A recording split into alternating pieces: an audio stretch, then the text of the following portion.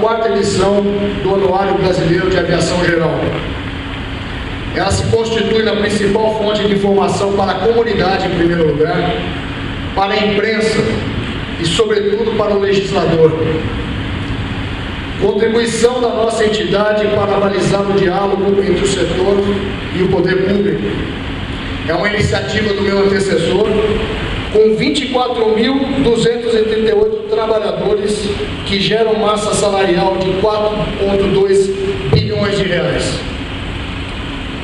Considerando o valor agregado bruto direto, indireto e induzido, chegamos a um valor agregado total de 46,5 bilhões de reais. 10,4 bilhões de reais de salários pagos e 201 mil empregos. Nos últimos 6 anos, a aviação geral brasileira vem crescendo a taxas entre 5% e 6% ao ano, de maneira consistente, confirmado pelos 4,9% entre 2012 e 2013. A ABAG, senhores convidados, senhor prefeito, para conhecer um pouco mais a Associação Brasileira da Aviação Geral, nós e nossos associados representamos mais de 70% do PIB da aviação geral brasileira. Esse PIB pujante que nós acabamos de ver. Mais de 60% da mão de obra empregada no setor e o grosso da massa salarial despejada na economia. Infere-se que dos nossos associados venham também a maior parte da arrecadação de impostos, da ocupação de áreas aeroportuárias destinadas ao setor e das movimentações da aviação geral.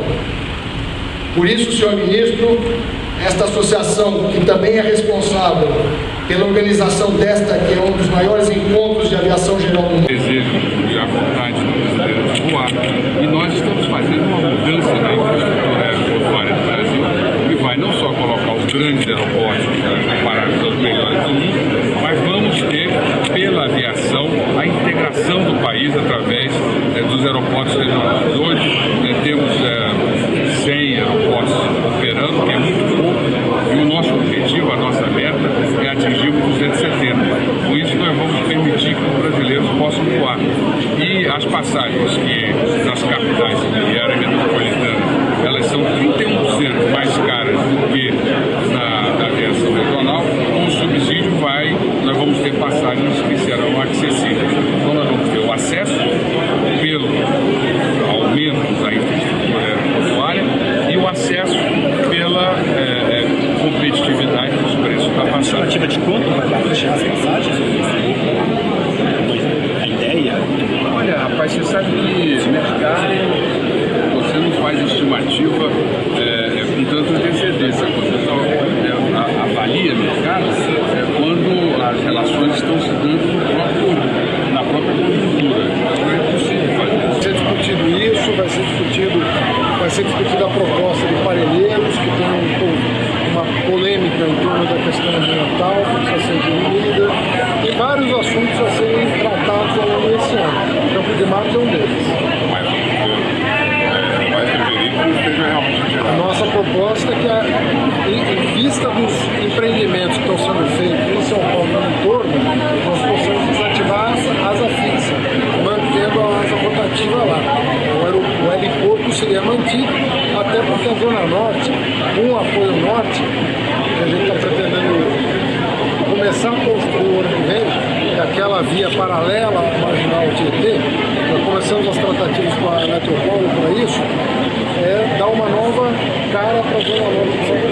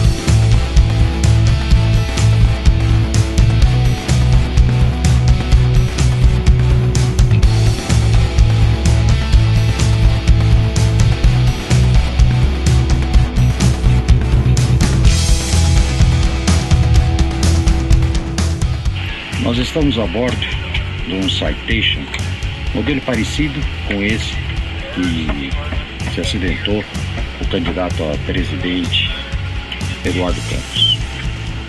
Infelizmente, este é o Cessna Citation, aqui na Alabasta 2014.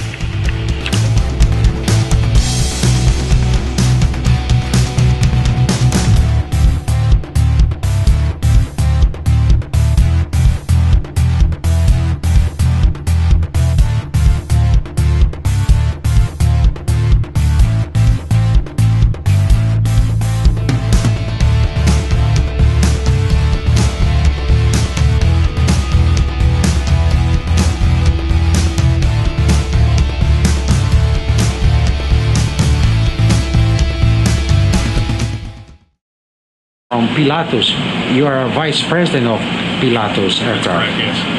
And what you can tell us about that historic flight with Amelia, the new Amelia, because we had another one. Correct, yes. There's a new one and the original one. Well, we actually first met Amelia Rose Earhart, the new Amelia, about a year and a half ago. And she approached us about doing this flight. It's not something that Pilatus would normally do. We've never sponsored a flight like this. But she's from Denver. We actually knew of her because she was a broadcaster for an affiliate of one of the big networks. And she approached us and really impressed us with what she wanted to do. She wanted to accomplish this flight for her namesake, but she was also raising money to provide scholarships to young women who were interested in pursuing a career in aviation. And so we thought with her name, her network, her connections, it would certainly be a good opportunity for Pilatus to show the PC-12 and its capabilities to a very wide audience who we don't normally speak to, but it would also help support a very good cause and help get more women into aviation. So it took us about 4 or 5 months to go through the proper due diligence and learn about what it would take, and realize that we were going to have to modify the PC-12 to handle some of the longer distances over water that she had planned for her flight. So we spent several months engineering an auxiliary fuel tank for the aircraft that would extend the PC-12's range out to 2,500 nautical miles, which was sized for the longest overwater leg, plus a very, very good amount of fuel for reserve. And so the planning continued, working very closely with some of the partners like Jeppesen, who provided all of the flight planning, the handling, arranging fuel, all of the approvals and forms necessary to go around the world. Over the course of that year, the flight plan actually changed several times. The idea was to try and stay as close as possible to the original Amelia Earhart flight plan. Given that it was a U.S. registered airplane, there were certain countries that we just could not fly into anymore. And there were other countries that their political situation had changed throughout the year that made it a little more dangerous. So we modified the route a little bit, but stayed for the most part very close to the original flight plan. In fact, one of the key areas, I know everybody's always interested about the original Amelia and what happened with her disappearance, and the fact that she was going to fly over Howland Island. By that time, we were on the original flight plan, and when Amelia, the new Amelia, flew over Howland Island, they went a little bit lower, circled it a few times, and awarded 10 flight scholarships to young women, and then continued on to her next destination. So it was, we were very pleased about how well the flight went, and obviously that she was able to complete the flight plan for the original Amelia Earhart. Now, this airplane is for sale, no? It is, yes. It was actually our factory demonstrator, the aircraft that we used, and we modified it especially for this flight with the auxiliary fuel tank, but we just made very minor changes to the aircraft to accommodate that fuel tank. So that same airplane will be on display at our NBAA exhibit in October. and then following that, it will be sold to whoever decides to buy it. Yeah. Without all the sponsored logos on it. Okay. And Pilatus pretend to do another flight like that, or another adventure? Yeah, I don't know. If the right opportunity comes up, for us it was very important to show the reliability and safety of the PC-12. I really could not imagine another trip or a better way to demonstrate it, where she went almost 25,000 nautical miles, 80% of it over water. The airplane performed flawlessly, so I don't think we need to prove that point anymore. But it certainly was a great success for us and for Amelia and for the beneficiaries of her foundation. And Amelia must go to Brazil with Pilatus, flying to Brazil. Yep. Yeah, one stop was in Brazil. She had a very warm reception. Given her schedule, as much as she wanted to stay a little bit longer, she had to go. And I think she was only here for 6 or 8 hours and off across the ocean. Essa aeronave será entregue hoje. Exatamente. Não é para mim, mas ela vai ser. Qual o valor dessa aeronave? Essa aqui tá $809 mil.